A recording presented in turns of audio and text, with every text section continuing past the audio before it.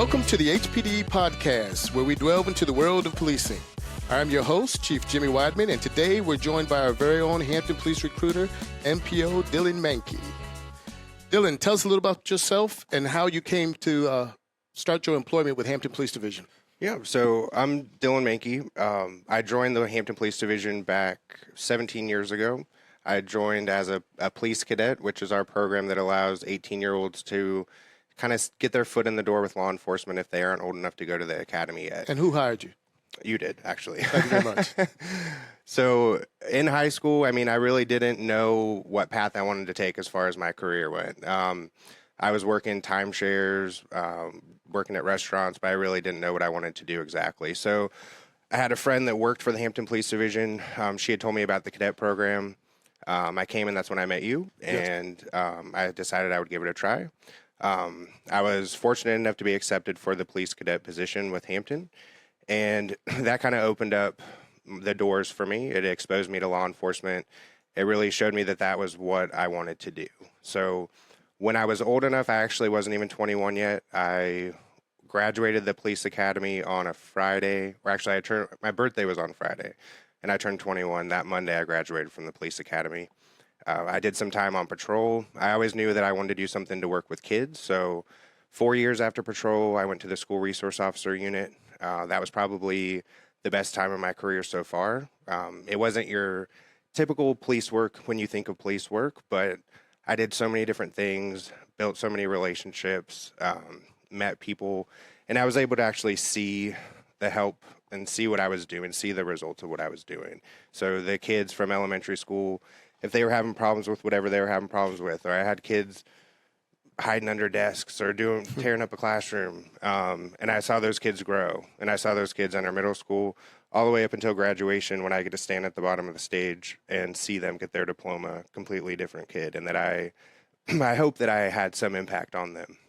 Oh, very good. And just to go back for a little bit, so essentially you're saying, too, even before you were old enough to take on a position as a sworn law enforcement officer, you took advantage of our police cadet program. Yes. And by virtue of that, it introduced you into a full-time profession of law enforcement. And here we are today as our police recruiter. Yes, it did. And really, I don't have any ties to Hampton. I'm not from Hampton. I knew nothing about Hampton besides the Coliseum before I worked here. Wow. And the cadet program we were one of the only organizations that were offering it at that time, which I'm glad we were, because it brought me here. I fell in love with the department, the community, everybody here, and that's why I've chosen to stay here 17 years later. Well, thank you. So Mankey, recruiting has been a challenge not only for the Hampton Police Division, but law enforcement nationally. And so first and foremost, what inspired you to become a police recruiter? So I always like a challenge with what I do. I also like to have an impact and to see results and to be able to help people. So I may not be helping people in the same way as a police officer as the officers that are doing patrol around the streets, but I'm helping them in a different way. So I'm helping them with everything that they need to be able to make sure that they do have a long-lasting career here, to make sure that if they're moving here from out of state, I'm helping them find their apartment or helping them with literally whatever it is that they need. I have constant communication with my applicants, and I make sure that they enter in the academy, they go through the academy.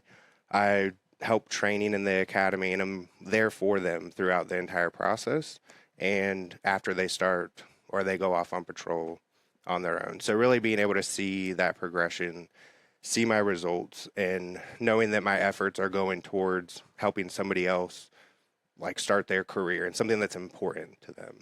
And you have a pretty good point of reference, having come in at a young age, starting in the cadet program, and now seeing how your career itself has progressed, and now you're recruiting other potential candidates to sit in the very seat that you're in today. Yes, absolutely. Awesome. And I understand how important it is, how important of a decision it is to decide to become a police officer, and being able to have that connection and help them in that path.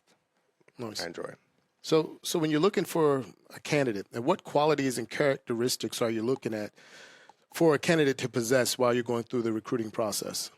Really, we just want honest people that have a high level of morals, a high level of integrity, that are wanting to put the work in and do the job. So I pride myself on being transparent in my recruiting, so I'm not just telling people what they want to hear. Hampton is a busy city. Hampton does have crime. Our officers are busy. We're going to a lot of calls for service a day. Not to say that we don't have downtime, but I make sure that everybody that comes in this door or our door knows what they're signing up for. Like, there's no surprises in this. So they know that they're coming here to work. At the same time, it's rewarding in the fact that they'll do so much and be exposed to so much that they're really going to learn and be a well-rounded officer. So as long as you have a high level of integrity, you're willing to do the work, you're an honest person, then we can teach you all the things we need to teach you to be an officer. Nice. All right, so can you walk us through the typical recruiting process for someone that would make application to be an officer? Yeah, so you would first apply online at hampton.gov/hire and apply for the police recruit position. Once you've applied, I will reach out to you at least within one business day, sometimes the same day. I'll get you scheduled for the physical ability assessment, which is now just an assessment. It's not necessarily a pass or fail test. So we're looking at where an applicant is right now as far as their physical fitness, because in the academy, we are going to work out. We're going to do training. We can get you to where you want to be as far as your physical fitness. So I don't need you to be a marathon runner or go to the gym every day, but I can pay you to train every day and to get where you want to be. So once we've completed that physical assessment, then you would come back in for a background interview at a later date. You'd meet with our background investigator. They would ask you a series of questions, go over some paperwork with you, and then schedule you for your polygraph, psych, and medical appointments. So the questioning that they ask you during that appointment, it's similar to the questions that you'll be asked on the polygraph test. And that's another important thing that I always tell people is just be honest. Like, just put it all out there. If there's something, the smallest thing in your mind that you're thinking could be a problem for you to be an officer, put it out there. And we'll tell you if we can work with it, we will. If we can't, then we won't. But it may be something to you that you think is a huge deal, but it's actually not. So as long as they're honest, put everything out there, because everything gets collected and sent to our polygraph examiner. So our polygraph examiner looks at all the results or the answers you gave us. We compare everything. Everything's got to line up. So we're going back to integrity and how important that is. That's 100% important. Once you've finished your background interview and you've been scheduled for all your appointments and made those, you'll also be scheduled for an interview with our senior management.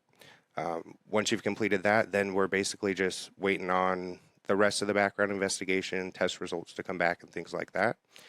And then you will be given a hire date as when we are going to be able to bring you on. And now our next academy is June 3rd.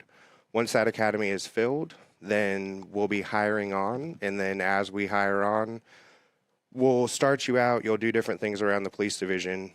And then once we get to the number that we want, then we'll start our next academy. So you'll be accruing your benefits, you'll be getting paid, they'll just be doing different things around the academy until around the police division until that academy starts. So essentially what you're saying is once you complete the actual recruiting, hiring process, we'll give you work even before the academy starts. Yes, sir. And so what we've done typically in the past is given them an early start date and allow them the opportunity to come into the police agency, understand the culture, meet the new faces that they'll encounter, have basically opportunities to earn money before they even start the academy process, correct? Yes, and we tailor that around the applicant. It's really for their benefit.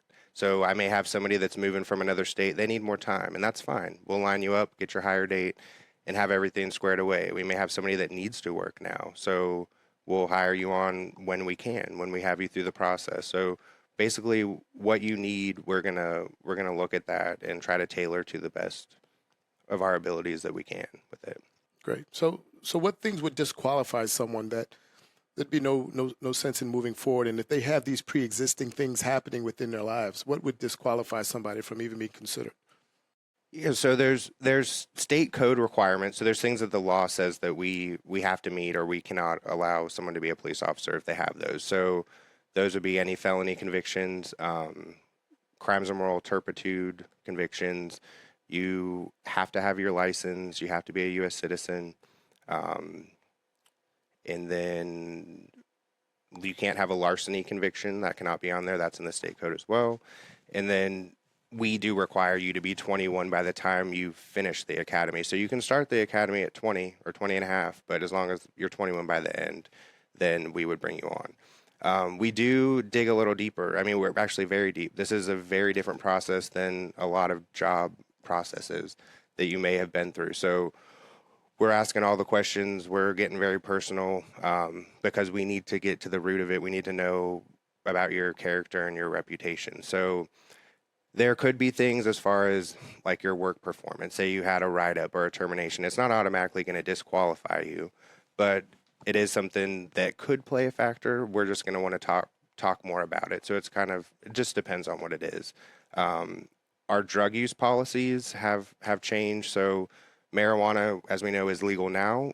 We are safety sensitive employees, so we can't use it, and we tell our applicants they cannot use it while they're in our process. But prior use, we don't have a time requirement on that as far as how many times you used it, when you've used it. So that's something that's different and that has changed.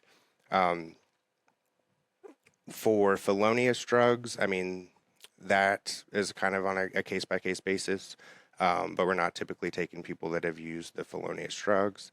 And then looking at your driving history, you have to have at least or you can't have more than a -4 for your point balance. If you have a reckless driving conviction, you can't have more than a -3. I'm sorry. If you have a reckless driving conviction, then it has to be 3 years since the conviction date. And for a DUI, it has to be 5 years since the conviction date. Okay. So on to the better part of it. What are some of the unique opportunities and specialties that Hampton Police Division offers its officers? Unique to us, some of which other agencies might have similar programs or what have you, but what makes Hampton special in that category? Yeah. So one of the great things about Hampton is the size of our department. So we're not a real small department and we're not huge. So we're kind of right there in the middle. So the chief, you know who everybody is. We're not just another number, but it also affords us at the same time to have plenty of room for growth, advancement, and be able to have these specialty units, which you may not find in a real small department. So we have our traffic unit. They do a lot of traffic enforcement. They ride motorcycles, investigate our accidents. We have our Marine Patrol. They're out on boats when the warmer months. We have our Business Improvement District. They have an office in the Peninsula Town Center. They work with the local businesses, do different projects and operations with them. We also have our Canine Unit, which is pretty big. We have all kinds of different dogs. The canine officers are spread out throughout the division on operations and then in different specialty assignments. And then we have our recruiting team. We have our community engagement unit. Their entire job is going out, engaging in the community, doing different events. So that's what they do full time. So a lot of these assignments are full-time assignments. So they would be things that the officers would do as their everyday job. We also have specialty teams. So things that you can do outside of your normal day-to-day job, but it's something you do extra. So we have a SWAT team, we have a mobile response team, we have our dive team, a drone team, our honor guard. Pretty much whatever you have an interest in, you can find something that fits well with you. And that's the great thing about law enforcement and about law enforcement here is that you can keep an open mind and you can pretty much do whatever it is you want to do. So it's not just always the same thing or everybody's on patrol, but you can do all these different things that specifically meet your interests. Like for myself, working with kids is important. So I was an SRO for 10 years, so I got to do that. Mental health is huge to me, so that's very important. And I've been able to be a member of our critical incident stress management team, which is like a peer-based counseling group. I've been a member for that for several years. With our main purpose of that is the well-being of our officers when they go to any of these critical incidents. So years and years and years ago, it may have been, you're going to see bad things, bury it down, don't talk about it. It's just, you'll be fine. But that didn't do good for anybody. So now if our officers are in any type of critical incident, then we bring the whole group together to include the dispatcher. We debrief them.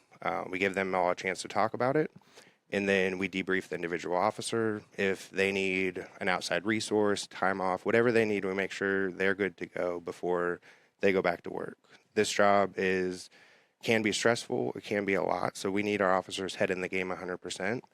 and we care about their well-being and their mental health. So through that program, I've been able to make an impact on other people, I think, and I've had to use it myself for incidents that I've been involved with. So I know it's personally impacted me.